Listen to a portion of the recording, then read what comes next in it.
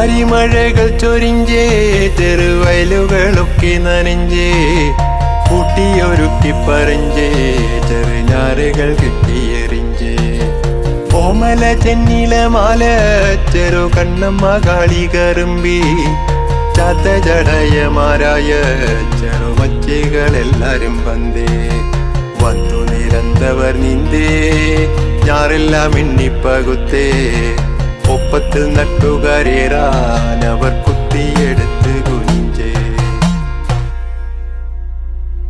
Rhythm of these folk songs reflect the rhythm of the seasons and the farmland life here. This soil and its greenery represents deep-rooted spirit in the hearts of everyone of this region. This is Palakkad, land of paddy fields, in the famous gap of the Western Ghats. Britishers who ruled this land centuries ago scripted that this land is the rice bowl of Kerala. Prosperity of this rice bowl was evident in their descriptions and in the details that they have penned down. There was a unique culture of farming in this land. Supporting that, there was a traditional water management system and a river as an anchor to it. A river which originates from the lush green Sahyadri or Western Ghats, travels through the plains of Palakkad and merges eventually in the great Arabian Sea. She is NILA, also called Bharatapura.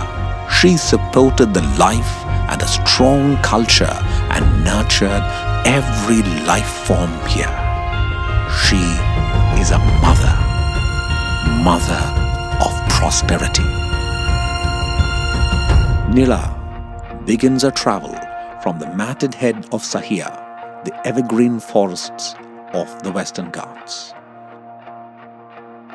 While flowing through the hills, this river is the source of water for millions of wild animals and birds. The rich and unique biodiversity of these hills are her bounty.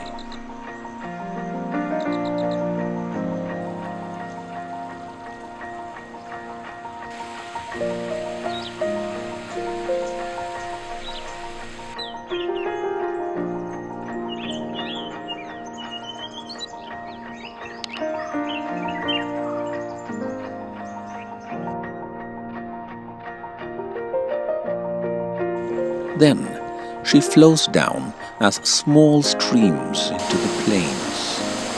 Later, many of these streams join and give birth to her 4 tributaries.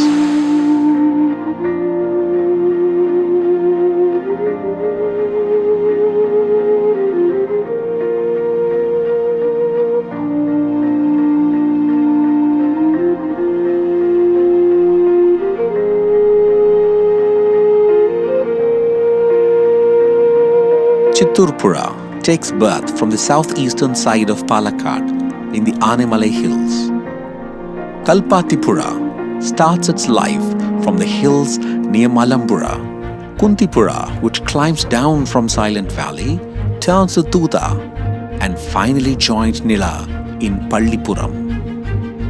Gayatripura joins NILA in Kuttampulli. All these 4 tributaries together makes NILA, and she flows through the agrarian plains of Palakkad and nurtures the life and culture here. According to some researchers, this land between Parali and Tirunavaya was known once as Bharataganta, and hence the river which flows through this land is called Bharatapura. Originally, it was known as Pera, and also it is believed that the river Pratichi, referred in Mahabhagavata, is this river. She is serene and sacred. Let us listen to one of her sons who has seen her for the last 106 years. പ്രധാനപ്പെട്ട പല ക്ഷേത്രങ്ങളുണ്ട് ഈ ഭാരതപ്പുഴയുടെ തീരത്ത്. ഭാരതപ്പുഴയിൽ കുളിക്കാൻ പോവുക എന്നുള്ളത് തന്നെ മഹാപുണ്യമായിട്ടാണ് കണക്കാക്കിയിരുന്നത്. വാവിന് പ്രത്യേകിച്ച് ചില ദിവസങ്ങളിലൊക്കെ ധാരാളം ആളുകൾ കുളിക്കാൻ പോകും. അന്നൊക്കെ പേടിക്കണം, പുഴയിൽ ഇറങ്ങാൻ പേടിക്കണം, ഒഴുക്കിൽപ്പെട്ട് പോവുക പേടിക്കണം. ഇന്നും ഇപ്പം അങ്ങനെയാണ്, കാല് വയ്ക്കാൻ പൊള്ളും. അന്ന് വെള്ളം ഒഴുകി പോകുമ്പോൾ അതിൽ പെട്ടു പോകുന്ന പേടിയായിരുന്നെങ്കിൽ ഇന്ന് കാല് വെച്ചാൽ പൊള്ളുമെന്നാണ് പേടിക്കേണ്ടത്. അങ്ങനെയാണ് സ്ഥിതി, എത്ര മാറിയിരിക്കണം. At Ponnani, she merges with Arabian Sea. Prosperity of Valluvanad and Palakkad was directly dependent on the bounty of this river. The proof of the prosperity was the varied culture and traditions that were and are in existence surrounding her. This is reflected in the rhythm of this land, life, letters, and music.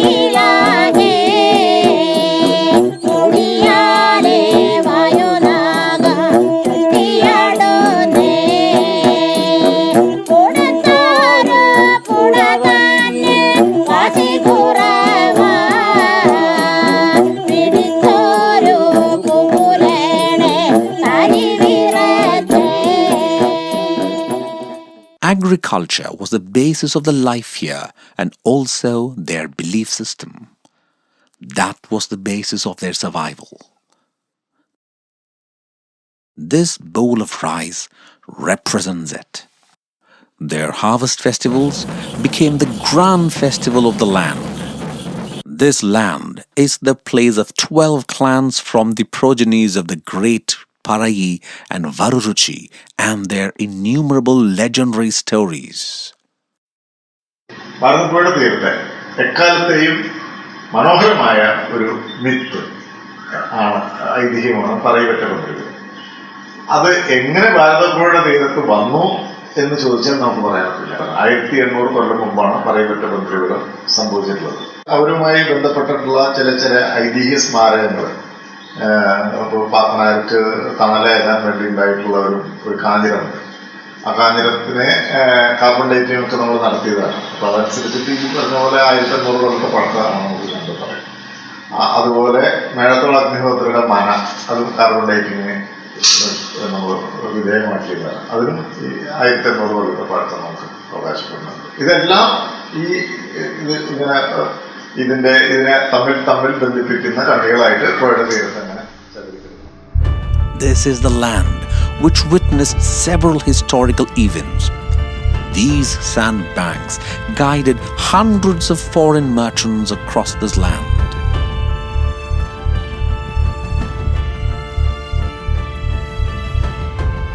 These banks witnessed many valiant stories like Mamankam, the famous fight for self-respect. This well, Manikinar, and this platform, Nilapadutara, in Tirunavaya, have many stories to tell about the valiant heroes of the past. Continuous as the river that flow, many gods and goddesses gaze at Nila and pour their blessings all along the bank. Thousands of people reach in these banks every year to offer their sacred rites to their ancestors and departed parents. The language of Malayalam, its literature and many art forms originated here.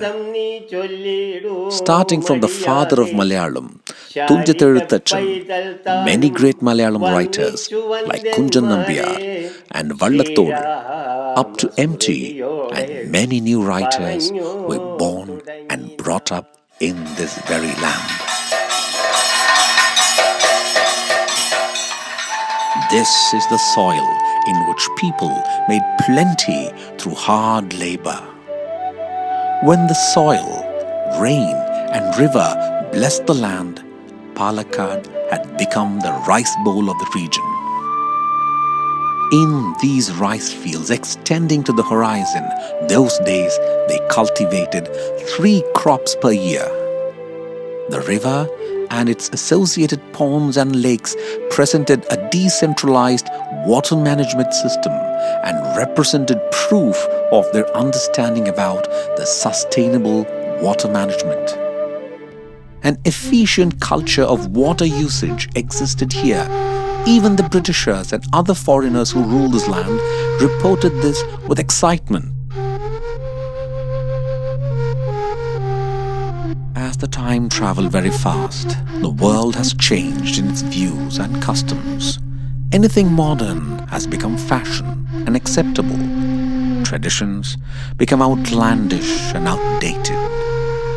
When water started coming through the pipes and taps for drinking and bathing, we forgot the river which flows through the soil. We did not see her. She has become untouchable. And we orphaned our ponds and lakes. The wetlands become wastelands, and later waste dumping lands. Malambura Dam, which was commissioned in 1956 to support the farming of this rice bowl, gave the first cut, stopping one of the main tributaries of NILA. We celebrated with pride and festivities, but the hill streams coming from its catchment areas suffocated in the dam and evaporated. We constructed 10 more dams and chopped all her feeding hands one by one. We created the dams with good intention, but today most of the dams are completely dry most of the time, particularly when we need water. We never thought that if the natural water flow of a river stops, it may affect the surface water in the surrounding. When the river stopped flowing, the ponds and lakes dried, and we conveniently filled the dried ponds and lakes to build our mansions. Dry and silt-filled dams, waterless canals, and the painful sigh of the farmer are the realities now. When the hills deforested, millions of springs in the hill slopes died, leading to the inevitable death of the river and the usefulness of dams. Wonderful white sandbanks of NILA have been plundered through illegal sand mining. We have changed this pristine, pure river into a dumping place for our waste. We have certified her as the river with high level of E. coli, the bacteria from human excreta. We conveniently forgot that this is the same water coming to us through the pipes. According to the Central Water Resources Board, Kerala has one of the poorest groundwater resources, which generally people don't understand.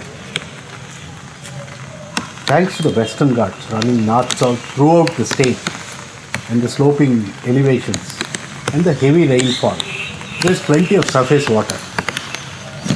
So as long as the surface water is there, we don't bother about the groundwater potential, which is one of the poorest. But when the rains fail, other states bank on their groundwater resources. But Kerala doesn't have it. So what do? So it's very important to nurture your water sources. We see that a lot of streams are drying up. Talking to people upstream, we see that in the past there was a spring and a stream flowing here, joining your river, and today they have disappeared. They are moving downstream and disappearing from there. And we take it in the stride. We are not talking about what to do and how to reverse it. So understanding our groundwater position, it's very essential to conserve these natural processes of spring formation and flow. See that more water conservation takes place upstream, keeping our streams alive. That's the only way we can assure our perennial flow of rivers, plus our groundwater storages. Augment the groundwater storages for our emergencies. So this is the priority today. With a good rain, we get floods. When rain fails, we get drought. The balancing act of the ecosystem is destroyed. In the summer now, our wells are dry. We are now digging deeper and deeper, and bore wells have become the norm. We can wait with pots and buckets for water coming through the public taps and keep drums for the purchase of water. When multinational companies exploit our own water and sell it to us, we don't feel shame to buy and drink it. When somebody sucks the land dry, bottles it up with flavors and sells it to us in high price, we don't feel the shame and conveniently forget the common man who lost his drinking water. And also, we have completely forgotten our natural drinks which quenched our thirst for thousands of years. We are losing our river. We are losing our drinking water. It's a reality. In a place called Pukot Kavu, there people are taking efforts to bring back the traditional wells and ponds and all. Each one of us have a role.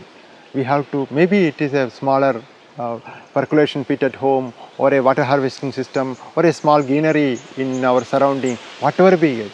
All these efforts has to evolve to a water literacy program, and it has to reach everyone. There is hope. Only thing, we have to come together. We have to be together and bring our forest back, particularly in the catchment area, the originating places of this river.